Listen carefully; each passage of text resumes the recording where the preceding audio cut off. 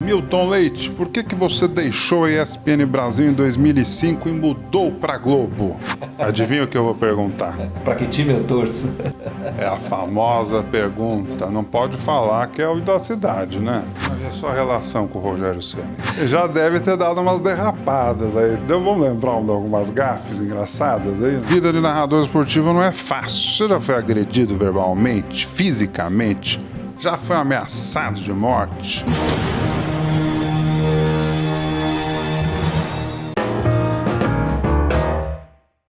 Antes de continuar a minha entrevista com o Milton Leite, eu tenho um recado muito importante. Inscreva-se no canal agora e ative o sino para ficar sabendo das outras partes dessa entrevista e dos novos convidados do programa. Isso é rápido, prático e você não paga nada por isso. Quanto maior o número de inscritos, mais entrevistas eu vou conseguir fazer para vocês.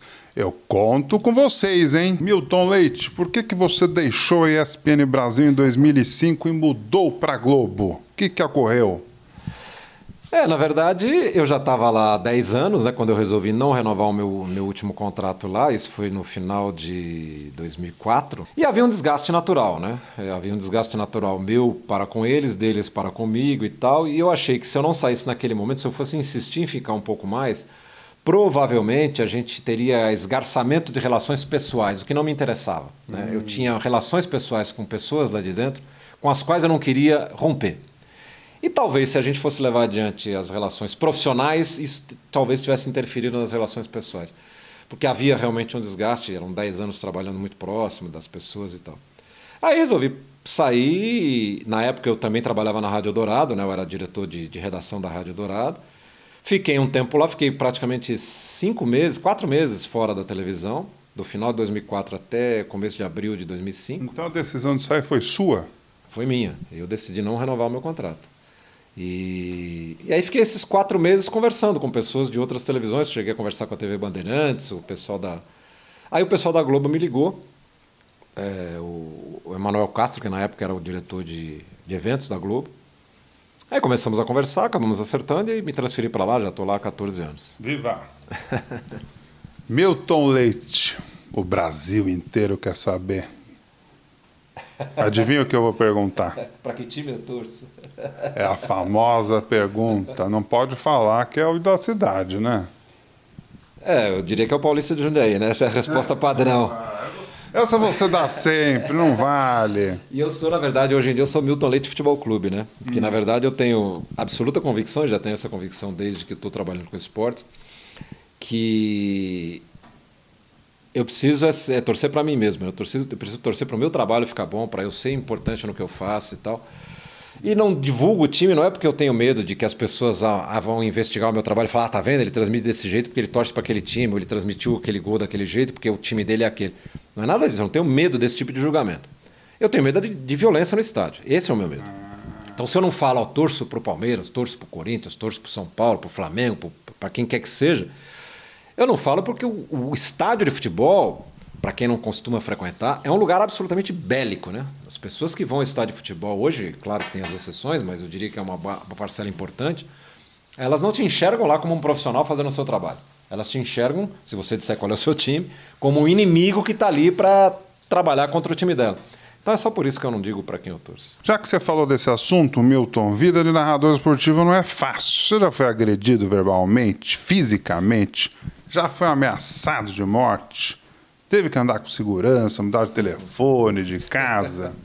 Me conta uns episódios. Já tive alguns episódios que talvez não tão graves quanto a pergunta possa fazer parecer, mas eu tive, por exemplo, na época que o Rogério Ceni jogava no São Paulo, uma época vazou na internet um comentário que eu fiz, que não foi no ar, não foi dito no ar, alguém captou com uma antena parabólica, gravou e acabou colocando isso no YouTube, virou um inferno depois. Virou? Que virou, que eu dizia, conversando com alguém do meu lado, eu falei, poxa, o Rogério Ceni, como ele é chato, né? O Rogério Ceni, chato pra caralho. Porque ele estava dando uma entrevista que eu estava com ela no monitor ali na frente. E eu me referi especificamente ao que estava acontecendo ali no monitor, né? Mas isso foi para a internet, virou um viral, como se diz hoje em dia, né? E uma vez entrando no estádio do Morumbi, porque a gente tem que passar num corredor lá para entrar com o carro, que tem torcedor e tal. Foi chato pra caralho, não foi? Foi. E aí me jogaram bolinha de papel, xingaram e tal. Mas eu tive outros episódios, por exemplo, no... Não, mas espera, e aí como terminou essa história? Não terminou, porque eu passei, as pessoas ficaram lá, porque elas estavam do lado de fora, eu passei pelo portão e entrei e não aconteceu nada. Não, e a sua relação com o Rogério Ceni? Não, eu nunca tive nada com ele, nenhum problema com ele, pelo contrário, já encontrei ele várias vezes e a gente nunca teve problema nenhum. Apesar das pessoas acharem que eu tenho algo contra ele ou que ele tem algo contra mim. Já nos encontramos em hotéis, já nos encontramos em aeroportos, em programas de televisão, lá no Bem Amigos a gente já esteve junto e nunca houve problema nenhum. Inclusive estamos tentando, desde o começo do ano, levar o Rogério no meu programa, no Sport TV, no Grande Círculo, mas a agenda dele ainda não permitiu. Ele está louco para fazer o programa, eu estou louco para entrevistá-lo, mas isso não rolou ainda. Então com ele nunca tive nenhum problema. Na verdade, os problemas foram com as torcidas, né? Eu tive problemas, por exemplo, na Vila Belmiro, em Santos, 2 vezes. O que aconteceu? Nós tivemos lá um jogo, em 2005, houve alguns jogos do Campeonato Brasileiro que foram anulados porque um árbitro foi descoberto que ele estava negociando com apostadores, né, que ele estava mexendo em resultados de partida. E aí o tribunal da CBF resolveu por bem cancelar, se não me engano foram 11 jogos naquele campeonato. A máfia, a famosa máfia da fita que foi denunciada pela revista Placar, né? Sim. Eles anularam, um dos jogos anulados foi um Corinthians e Santos que foi jogado na Vila Belmiro. O Santos tinha ganho o jogo original. No jogo remarcado, o Corinthians ganhou jogando lá na Vila Belmiro. E a torcida ficou ensandecida e foi para cima de todo mundo, inclusive da imprensa. Nós tivemos nossa cabine invadida na Vila Belmiro, os torcedores invadiram assim pela frente, subindo na cabine. Naquele jogo, inclusive... Você no ar? A gente no ar. Derrubaram, a gente tinha 2 monitores de televisão que a gente ficava vendo as imagens do jogo, eles foram derrubados no chão, quebrados, a gente ficou fora do ar uns 5, 6 minutos. Meu Deus! Meu Deus! Meu Deus! Mas a gente conseguiu meio que controlar com o pessoal da produtora que estava trabalhando pra gente lá, o pessoal meio que deu uma cercada na gente, a gente segurou. E na mesma Vila Belmiro, em 2008, teve um jogo que o Santos perdeu pro, se não me engano. Espera aí eles bateram? Não, Eles bateram em vocês? O pessoal da produtora reagiu. A gente ficou no fundo da cabine, chamaram a polícia e tal, e deu uma segurada. Veio o pessoal de segurança do próprio Santos. Você ficou com medo de apanhar, Milton? Não, a questão é assim, eu não nem preocupo muito comigo, mas eu fico imaginando, Bonfá, a gente está na televisão, né? Sim. Eu fico imaginando meu pai, que hoje tem 88 anos, ele está na casa dele assistindo o jogo. Ele vê a cabine sendo invadida com eu lá dentro. Hoje em dia, minhas filhas estão assistindo o jogo, minha mulher está assistindo o jogo. Hoje em dia eu tenho netos, né, que estão assistindo o jogo. Como é que eles vão reagir vendo uma situação daquela, né? Tanto que a primeira coisa que eu fiz quando a gente saiu do ar foi ligar para meu pai. Tá tudo bem no ar-condicionado, ligar para casa, para minha mulher. Tá tudo bem no ar-condicionado, a gente passou por um susto aqui. Que susto, hein? Em 2008, nós tivemos um outro episódio na mesma Vila Belmiro, quando o Santos foi eliminado, não lembro se era Libertadores, se era Sul-Americana, era um torneio desses, pelo América do México, acho que foi. O Santos perdeu em casa e foi eliminado. E aí a torcida usou a nossa cabine para tentar chegar na cabine, no camarote do presidente do Santos, da época, que era do lado. Então as pessoas invadiram a nossa cabine e passaram pela gente, mas naquela época não foi nada com a gente, mas houve uma invasão de cabine. Eles queriam chegar na cabine, no camarote do presidente do Santos, que era do lado, revoltados com aquela eliminação. Brincadeira. Então a gente já teve alguns episódios assim, mas são muito pontuais, são muito separados um do outro. Mas eu repito, a gente também toma muito cuidado, né? A gente chega muito cedo no estádio, a gente sai muito depois, a gente evita lugares de concentração de torcedores mais beligerantes, vamos dizer assim. Porque, eu repito, o estádio de futebol é um lugar perigoso, né? Um lugar de nervos à flor da pele, é um lugar que todo mundo acha que as pessoas estão contra o time dela, enfim. Então a gente já passou por algumas situações enroscadas em termos de segurança. Ser ameaçado de morte, isso eu nunca fui, nem telefone de casa, nunca precisei mudar, nada disso, mas já passei situações em estádio bem delicadas. Teve um caso que você esqueceu, um jogo de basquete. Exatamente. Eu transmitia um jogo do Vasco lá no Rio de Janeiro, era o Campeonato Estadual do Rio de Janeiro, e era na ESPN ainda. E a gente tinha informação de que o Vasco estava devendo salários para os jogadores de basquete do seu time, né? E eram jogadores importantes da seleção brasileira. Eu me lembro que o Elinho, né, que hoje é técnico em Franca, jogava naquele time, era um time que era a base da seleção brasileira. E o time estava com salários atrasados. E um jogador tinha me dito isso antes do jogo. Ele falou, olha, nós estamos com salário atrasado, os caras não pagam não sei quantos meses, não sei o quê, pá. Ela baixaria. E durante o jogo, o Vasco jogando muito bem, mas jogando muito bem o time do Vasco, que era um timaço mesmo na época. E eu fiz o seguinte comentário durante a transmissão, eu falei, e você imagina só, os caras estão se matando na quadra, estão jogando uma baita numa partida e estão com salários atrasados. Que mostra o caráter dos caras, como os caras são dedicados ao que fazem, não sei o quê, tal. O presidente da época no Vasco, o falecido recentemente Eurico Miranda, não estava no ginásio, ele estava na casa dele vendo o jogo. Ele não teve a menor dúvida, ele pegou um carro, foi até o ginásio. Nossa. E naquela época o ginásio era um ginásio, eu não, nem lembro qual era o ginásio, mas era um ginásio pequeno, em que a gente transmitia dentro da quadra. Então a gente tinha uma mesinha dentro da quadra e o jogo acontecendo ali na frente, né? E atrás, a arquibancada com a torcida. O presidente do Vasco veio, onde eu estava aqui com o comentarista, ele chegou bem do nosso lado aqui, botou o dedinho dele e falou: e se você falar mais uma vez que o Vasco está devendo salário, eu vou mandar a torcida descer, você vai apanhar aqui dentro. Ele falou exatamente isso para mim. Nossa. Qual foi o meu recurso, né, para ter alguma defesa? Primeiro eu avisei o pessoal do caminhão, falei: estou sendo ameaçado pelo presidente do Vasco, com a comunicação interna que a gente tem. E falei no ar, não teve a menor dúvida. Falei: estou sendo ameaçado pelo presidente do Vasco. E nesse momento, o nosso diretor de transmissão, que era o Laércio Roma, que hoje mora até em Portugal, estava no caminhão. O que ele fez? Ele pediu para um dos câmeras, o cara que ficava atrás de uma das cestas, mostrar a gente. Então, imediatamente, a imagem cortou para a gente, eu, o comentarista, e ele aqui atrás falando, aqui buzinando nossa orelha. O cara ficou filmando aquilo. Ou seja, eu tinha uma prova de que ele estava me ameaçando, né? E aí fiquei morrendo de medo. Eu falei: porque se esse cara fizer um sinal para a torcida descer, nós vamos apanhar, ninguém vai sair vivo daqui, né? E aí eu disse na transmissão, falei: estou sendo ameaçado pelo presidente do Vasco, e ele disse que se eu repetir aqui que o time do Vasco está devendo salário para os jogadores, e repetir mais uma vez a frase que ele tinha dito, que ele vai mandar a torcida bater em mim.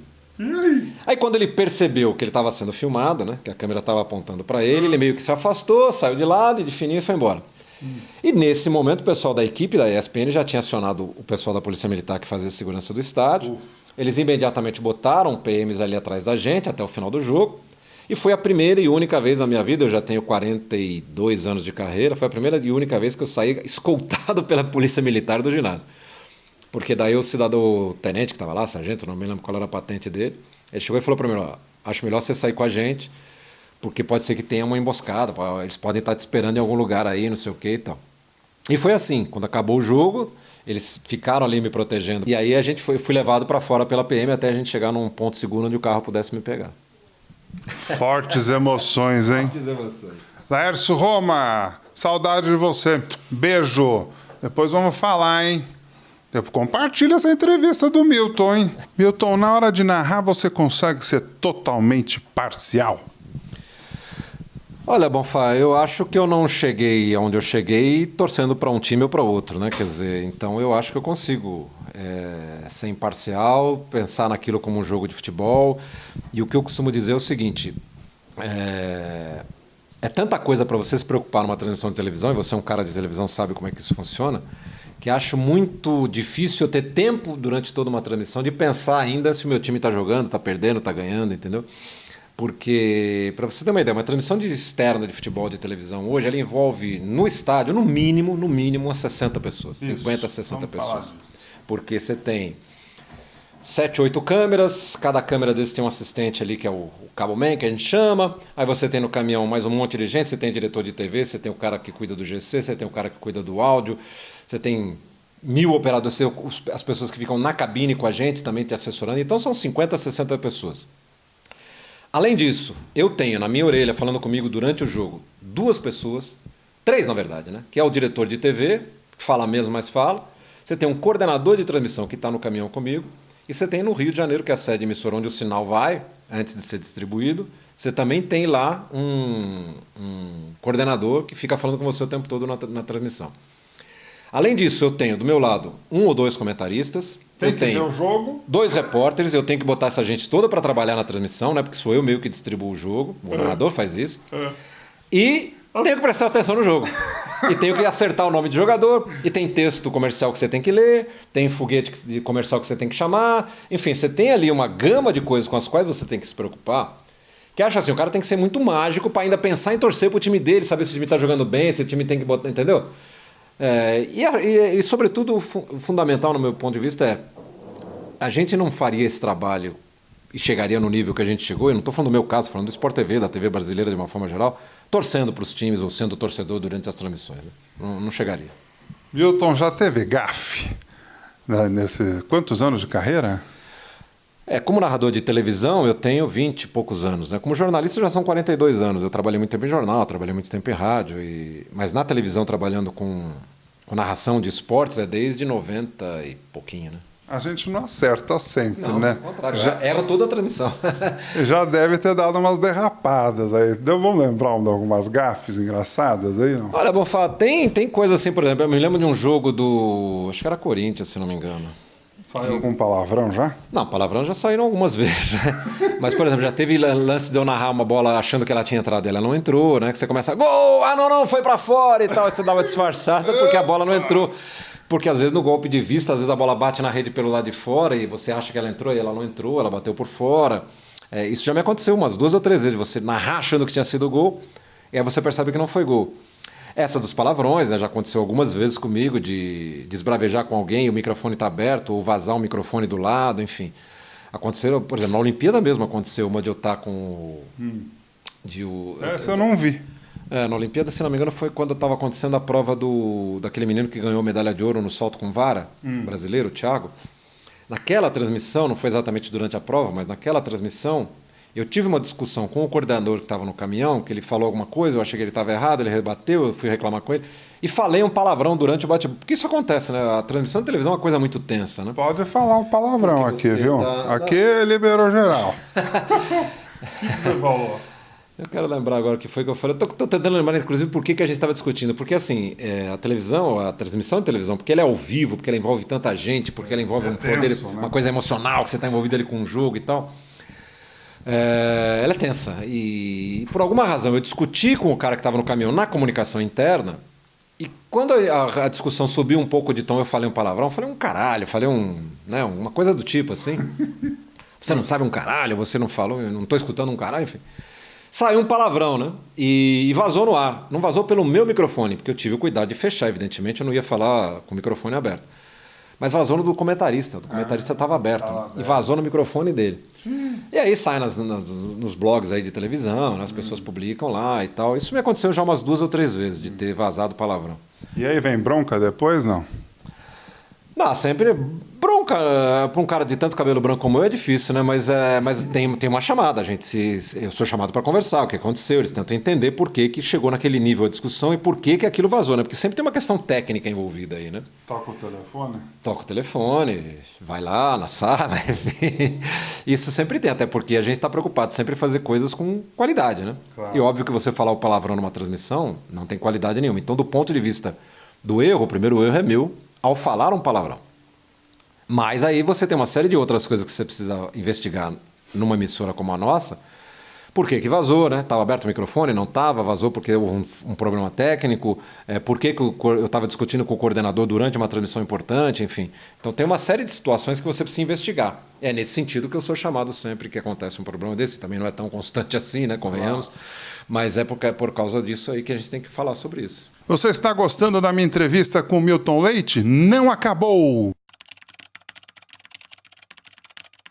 O que aconteceu no dia 8 de março de 2009, você lembra? Quais foram os outros gols marcantes da sua carreira aí que você lembra, que você curte? Qual foi o comentarista mais legal, mais brincalhão, mais chato com que você já trabalhou? Além de futebol, o que mais você gosta de narrar? Quais são as transmissões que você gostaria de ter feito, mas não teve oportunidade? Teve alguma coisa que você já narrou, mas não gostaria de ter feito?